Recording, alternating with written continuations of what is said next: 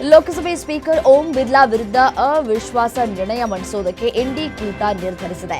ವಿಪಕ್ಷ ಸಂಸದರು ಪ್ರಧಾನಿ ಮೋದಿ ವಿರುದ್ಧ ಅನಿರೀಕ್ಷಿತ ಕೃತ್ಯ ಎಸಗುವುದಕ್ಕೆ ಸಂಚು ರೂಪಿಸಿದ ಆರೋಪ, ರಾಹುಲ್ ಗಾಂಧಿ ಸೇರಿದಂತೆ ವಿಪಕ್ಷದವರಿಗೆ ಮಾತನಾಡೋದಕ್ಕೆ ಅವಕಾಶ ಕೊಡ್ತಿಲ್ಲ ಅನ್ನುವುದು ಎನ್ಡಿ ಕೂಟದ ಆರೋಪವಾಗಿದೆ. ಎಐಸಿಸಿ ಅಧ್ಯಕ್ಷ ಮಲ್ಲಿಕಾರ್ಜುನ ಖರ್ಗೆ ಅಧ್ಯಕ್ಷತೆಯಲ್ಲಿ ನಡೆದ ಸಭೆಯಲ್ಲಿ ಅವಿಶ್ವಾಸ ನಿರ್ಣಯದ ಕುರಿತು ಚರ್ಚೆಯನ್ನ ನಡೆಸಲಾಗಿದೆ.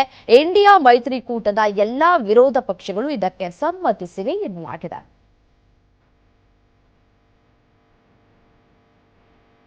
ಭಾರತ ಸರ್ಕಾರವು ಸ್ಪೆಷಾಲಿಟಿ ಸ್ಟೀಲ್ ವಿಶೇಷ ಉಕ್ಕು ಉತ್ಪಾದನೆಗೆ ಸಂಬಂಧಿಸಿ ಹೊಸದಾಗಿ ಉತ್ತೇಜನ PLI ಯೋಜನೆ 1.2 ಪ್ರಾರಂಭಿಸಿದೆ. ಕೇಂದ್ರದ ಬೃಹತ್ ಕೈಗಾರಿಕೆ ಮತ್ತು ಉಕ್ಕು ಸಚಿವ HD ಕುಮಾರಸ್ವಾಮಿ ಈ ಯೋಜನೆಗೆ ಚಾಲನೆ ನೀಡಿದ್ದು, ಇದು ಹೆಚ್ಚಿನ ಮೌಲ್ಯದ ಉತ್ಪಾದನೆಯನ್ನ ಹೆಚ್ಚಿಸುವುದಕ್ಕೆ ಹಾಗೂ ಗುಣಮಟ್ಟದ ವಿವಿಧ ಶ್ರೇಣಿಗಳ ಉಕ್ಕಿನ ಆಮದು ಅವಲಂಬನೆ ಕಡಿಮೆ ಮಾಡುವ ಉದ್ದೇಶದಿಂದ ಈ ಯೋಜನೆ ಪರಿಣಾಮಕಾರಿ ಅಂತ ಹೇಳಿದ್ದಾರೆ.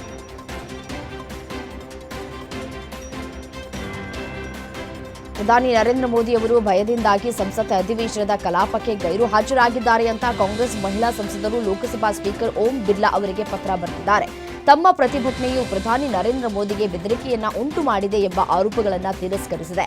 ರಾಷ್ಟ್ರಪತಿಗಳ ಭಾಷಣಕ್ಕೆ ಧನ್ಯವಾದ. ನಿರ್ಣಯದ ಮೇಲಿನ ಚರ್ಚೆಯ ಸಮಯದಲ್ಲಿ ಮೋದಿ ಸದನಕ್ಕೆ ಗೈರು ಹಾಜರಾಗಿರೋದು ಭಯದಿಂದಲೇ ಹೊರತು ನಮ್ಮ ಒತ್ತಡದಿಂದಲ್ಲ ಅಂತ ಪ್ರತಿಪಾದಿಸಿದೆ.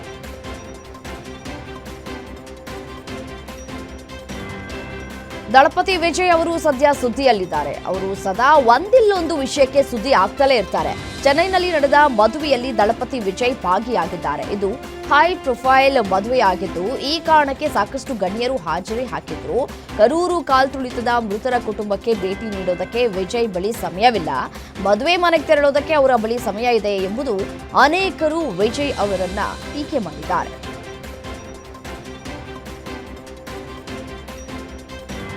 ತೇಜ್ ಪ್ರತಾಪ್ ಯಾದವ್ ಜೊತೆ ಸಂಬಂಧ ಹೊಂದಿದ್ದ ಮಹಿಳೆ ಮಗುವಿಗೆ ಜನ್ಮ ನೀಡಿದ್ದಾರೆ ಎನ್ನುವ ಸುದ್ದಿಗಳು ಸಾಮಾಜಿಕ ಮಾಧ್ಯಮದಲ್ಲಿ ಹರಿದಾಡ್ತಾ ಇದ್ದು, ಇದನ್ನ ಸುಳ್ಳು ಅಂತ ಜೆಜೆಡಿ ಮುಖ್ಯಸ್ಥ ತೇಜ್ ಪ್ರತಾಪ್ ಯಾದವ್ ಹೇಳಿದ್ದಾರೆ. ನನ್ನ ವಿರುದ್ಧ ಪಿತೂರಿ ನಡೆಸಲಾಗ್ತಾ ಇದೆ. ಇದರಲ್ಲಿ ಜೈಚಂದ್, ಮುಖೇಶ್ ರೋಷನ್, ಸಂಜಯ್ ಯಾದವ್, ಶಕ್ತಿ ಸಿಂಗ್ ಯಾದವ್, ರಮೀಜ್ ಮತ್ತು ಸುನಿಲ್ ಸಿಂಗ್ ಸೇರಿದ್ದಾರೆ. ಇವರ ವಿರುದ್ಧ ನ್ಯಾಯಾಲಯದ ಮೊರೆ ಹೋಗುವುದಾಗಿ ತೇಜ್ ಪ್ರತಾಪ್ ಯಾದವ್ ಹೇಳಿದ್ದಾರೆ.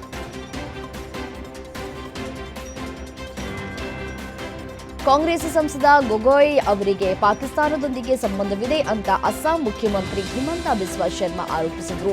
ಈ ಬೆನ್ನಲ್ಲೇ ಪ್ರತಿಕ್ರಿಯಿಸಿರುವಂತಹ ಗೊಗೊಯ್, ನನಗೆ ಪಾಕಿಸ್ತಾನದೊಂದಿಗೆ ಸಂಬಂಧವಿದೆ ಅಂತ ಸಾಬೀತುಪಡಿಸೋದಕ್ಕೆ ಯಾವುದೇ ಪುರಾವೆ ಇಲ್ಲದ ಕಾರಣ ಅಸ್ಸಾಂ ಮುಖ್ಯಮಂತ್ರಿ ಹಿಮಂತ ಬಿಸ್ವಾ ಶರ್ಮಾ 6 ತಿಂಗಳ ಕಾಲ SIT ವರದಿಯ ಬಗ್ಗೆ ಚರ್ಚಿಸ್ತಾ ಇದ್ರು ಅಂತ ಕಾಂಗ್ರೆಸ್ ಸಂಸದ ಗೌರವ್ ಗೊಗೊಯ್ ಆರೋಪಿಸಿದ್ದಾರೆ.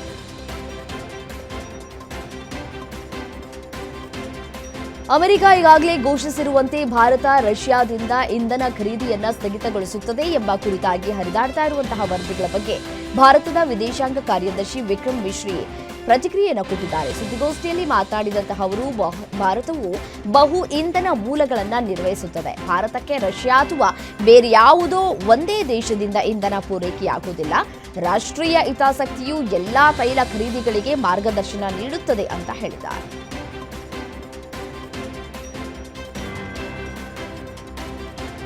ಮತದಾರರ ಪಟ್ಟಿ ಪ್ರಕ್ರಿಯೆಯ ವಿಶೇಷ ತೀವ್ರ ಪರಿಷ್ಕರಣೆ SIR ಅನ್ನ ಪೂರ್ಣಗೊಳಿಸುವಲ್ಲಿ ಯಾವುದೇ ಅಡೆತಡೆಗಳನ್ನು ಸೃಷ್ಟಿಸದಂತೆ ಸುಪ್ರೀಂ ಕೋರ್ಟ್ ಪಶ್ಚಿಮ ಬಂಗಾಳ ಸರ್ಕಾರಕ್ಕೆ ಎಚ್ಚರಿಕೆಯನ್ನು ನೀಡಿದೆ.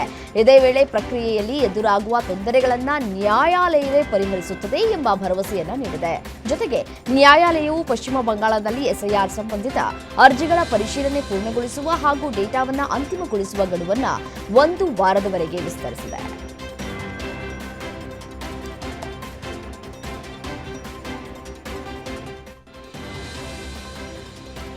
ಫ್ರಾನ್ಸ್ನಿಂದ 114 ರಫೇಲ್ ಫೈಟರ್ ಜೆಟ್ ಖರೀದಿಗೆ ಭಾರತ ಈಗ ತಯಾರಿ ನಡೆಸ್ತಾ ಇದೆ. ಕಳೆದ ಕೆಲವು ತಿಂಗಳುಗಳಿಂದ ಹಲವಾರು ದೇಶಗಳೊಂದಿಗೆ ಪ್ರಮುಖ ಒಪ್ಪಂದಗಳನ್ನು ಮಾಡಿಕೊಳ್ಳುವಲ್ಲಿ ನಿರತರಾಗಿರುವ ಭಾರತ ಇದೀಗ ಫ್ರಾನ್ಸ್ನಿಂದ ರಫೇಲ್ ಫೈಟರ್ ಜೆಟ್ ಖರೀದಿಗೆ ಮುಂದಾಗಿದೆ. ಕೆನಡಾ, UK, ಯುರೋಪಿಯನ್ ಒಕ್ಕೂಟ, US ಸೇರಿದಂತೆ ಹಲವು ರಾಷ್ಟ್ರಗಳೊಂದಿಗೆ ವ್ಯಾಪಾರ ಒಪ್ಪಂದಕ್ಕೆ ಭಾರತ ಸಹಿಯನ್ನ ಹಾಕಿದೆ. ಸ್ಕ್ಯಾಲ್ಪ್ ಕ್ರೂಸ್ ಕ್ಷಿಪಣಿಗಳ ಖರೀದಿಗೆ ಭಾರತ ಫ್ರಾನ್ಸ್ ಒಪ್ಪಂದವು ಅಂತಿಮ ಹಂತದಲ್ಲಿದೆ. ಆಪರೇಷನ್ ಸಿಂಧೂರ್ ಸಮಯದಲ್ಲಿ ಭಾರತೀಯ ಸೇನೆ ರಫೇಲ್ ವಿಮಾನದಿಂದ ಸ್ಕ್ಯಾಲ್ಪ್ ಕ್ಷಿಪಣಿಗಳು ಮತ್ತು ಬ್ರಹ್ಮೋಸ್ ಸೂಪರ್ಸಾನಿಕ್ ಕ್ರೂಸ್ ಕ್ಷಿಪಣಿ ಬಳಸಿರುವುದನ್ನು ಗಮನಿಸಬೇಕು. ಈ ಕ್ಷಿಪಣಿಗಳನ್ನು ಬಳಸಿಕೊಂಡು ಭಾರತೀಯ ಸೇನೆ ಪಾಕಿಸ್ತಾನದ 12 ಪ್ರಮುಖ ವಾಯುಪಡೆಯ ವಾಯುನೆಲೆಗಳನ್ನು ಗುರಿಯಾಗಿಸಿಕೊಂಡಿತ್ತು.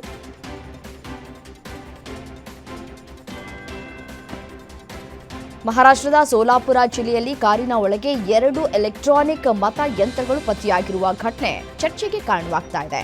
ಈ ಕುರಿತು ಗೊಂದಲ ಮತ್ತು ಆತಂಕ ವ್ಯಕ್ತವಾದ ಹಿನ್ನೆಲೆ ಚುನಾವಣಾ ಆಯೋಗ ಸ್ಪಷ್ಟನೆ ನೀಡಿದ್ದು, ರಾಜ್ಯ ಚುನಾವಣಾ ಆಯೋಗವು ಈ ವಿಷಯದಲ್ಲಿ ಕಠಿಣ ಕ್ರಮವನ್ನು ಕೈಗೊಳ್ಳಲಾಗುತ್ತೆ ಅಂತ ಹೇಳಿ ಭರವಸೆಯನ್ನು ಕೊಟ್ಟಿದೆ. ಇವು ಮೀಸಲು ಸಾಧನಗಳು ಆಗಿರುವುದರಿಂದ ಚುನಾವಣಾ ಪ್ರಕ್ರಿಯೆಯ ಪಾವಿತ್ರ್ಯತೆಯನ್ನ ಕೂಡ ಕಾಯ್ದುಕೊಳ್ಳಲಾಗಿದೆ ಅನ್ನುವುದನ್ನು ಸ್ಪಷ್ಟಪಡಿಸಲಾಗಿದೆ.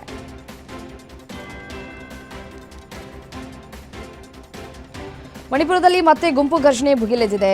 ತಂಗ್ಜುಲ್ ನಾಗಾ ವ್ಯಕ್ತಿಯೊಬ್ಬನ ಮೇಲೆ ಹಲ್ಲೆಯನ್ನ ಮಾಡಿದ ಬಳಿಕ ಹಲವು ಗುಂಪುಗಳ ಮಧ್ಯೆ ಘರ್ಷಣೆ ಉಂಟಾಗಿದ್ದು ಹಲವಾರು ಮನೆಗಳಿಗೆ ಬೆಂಕಿ ಹಚ್ಚಲಾಗಿದೆ. ಲಿಟನ್ ಸರೈಖಾಂಗ್ನಲ್ಲಿ ತಂಗ್ಜುಲ್ ನಾಗಾ ಸಮುದಾಯದ ಸದಸ್ಯರಿಗೆ ಸೇರಿದ ಹಲವಾರು ಮನೆಗಳಿಗೆ ಕುಕಿ ಸಮುದಾಯದವರು ಬೆಂಕಿ ಹಚ್ಚಿದ್ರೆ, ಹತ್ತಿರದ ಪ್ರದೇಶದಲ್ಲಿ ಕುಕಿ ಸಮುದಾಯದ ಸದಸ್ಯರು ಕೆಲವು ಮನೆಗಳಿಗೆ ಬೆಂಕಿ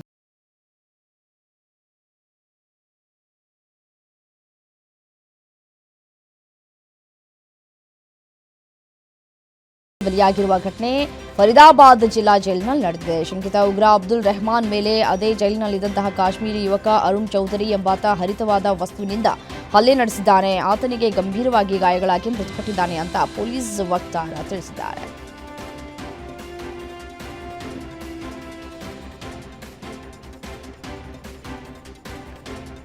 ಕಾನೂನು ವಿದ್ಯಾರ್ಥಿಯೊಬ್ಬ ಕ್ಲಾಸ್ ರೂಮ್ನಲ್ಲೇ ವಿದ್ಯಾರ್ಥಿನಿಯ ತಲೆಗೆ ಗುಂಡು ಹಾರಿಸಿ ಹತ್ಯೆ ಮಾಡಿರುವಂತಹ ಘಟನೆ ಪಂಜಾಬ್ನ ತರಣ್ ಜಿಲ್ಲೆಯ ಉಸ್ಮಾ ಗ್ರಾಮದಲ್ಲಿ ನಡೆದಿದೆ. ಹತ್ಯೆಯಾದ ವಿದ್ಯಾರ್ಥಿ ಸಂದೀಪ್ ಕೌರ್ ಅಂತ ಗುರುತಿಸಲಾಗಿದೆ. ಆರೋಪಿ ಪ್ರಿನ್ಸ್ ರಾಜ್ ವಿದ್ಯಾರ್ಥಿನಿಯನ್ನ ಕೊಂದ ನಂತರ ತನಗೆ ತಾನೇ ಗುಂಡು ಹಾರಿಸಿಕೊಂಡಿದ್ದಾನೆ. ಗಂಭೀರವಾಗಿ ಗಾಯಗೊಂಡಿದ್ದ ಆತ ಆಸ್ಪತ್ರೆಗೆ ಸಾಗಿಸುವ ಮಾರ್ಗ ಮಧ್ಯೆಯೇ ಸಾವನ್ನಪ್ಪಿದ್ದಾನೆ.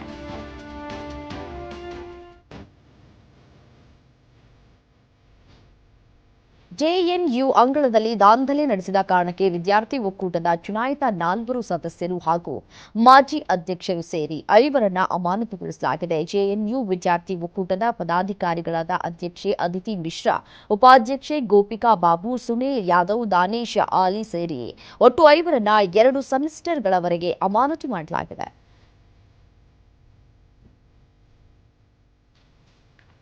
ಇತ್ತೀಚಿನ ದಿನಗಳಲ್ಲಿ ಆನ್ಲೈನ್ ಗೇಮಿಂಗ್ ಅನ್ನೋದು ಒಂದು ಪಿಡುಗಾಗಿ ಪರಿಣಮಿಸ್ತಾ ಇದೆ. ಮೀರತ್ನ ಖೈರ್ ನಗರ ಪ್ರದೇಶದಲ್ಲಿ ಪಬ್ಜಿ ವ್ಯಸನಕ್ಕೆ 22 ವರ್ಷದ ಯುವಕ ಮೊಹಮ್ಮದ್ ಕೈಫ್ನ ಜೀವವನ್ನೇ ಬಲಿ ಪಡೆದುಕೊಂಡಿದೆ.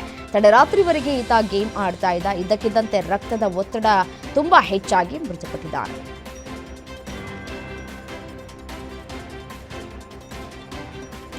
ದೆಹಲಿಯ ಫೀರಗಡಿ ಫ್ಲೈಓವರ್ ಮೇಲೆ ನಿಲ್ಲಿಸಲಾಗಿದ್ದ ಕಾರಿನಲ್ಲಿ 3 ಶವ ಪತ್ತೆಯಾಗಿದೆ. ಎಲ್ಲರೂ ವಿಷ ಸೇವಿಸಿ ಆತ್ಮಹತ್ಯೆ ಮಾಡಿಕೊಂಡಿರುವ ಶಂಕೆ ವ್ಯಕ್ತವಾಗಿದೆ. ಬಾಫ್ರೋಲಾ ನಿವಾಸಿ ರಣಧೀರ್ ಸಿಂಗ್, ಲಕ್ಷ್ಮೀದೇವಿ ಮತ್ತು ಶಿವ ನರೇಶ್ ಸಿಂಗ್ ಅಂತ ಹೇಳಿ ಗುರುತಿಸಲಾಗಿದೆ. ಸಾವಿನ ನಿಖರವಾದ ಕಾರಣವನ್ನ ಕಂಡುಹಿಡಿಯುವುದಕ್ಕೆ ಶವ ಪರೀಕ್ಷೆಗಳು ನಡೀತಾ ಇದೆ ಅಂತ ಪೊಲೀಸರು ತಿಳಿಸಿದ್ದಾರೆ. ತುಂಬಾ ಹೊತ್ತಿನಿಂದ ಕಾರು ಅಲ್ಲೇ ನಿಂತಿದ್ರಿಂದ ಅನುಮಾನಗೊಂಡ ಜನರು ಹತ್ತಿರ ಹೋಗಿ ನೋಡಿದಾಗ ವಿಷಯ ಬೆಳಕಿಗೆ ಬಂದಿದೆ.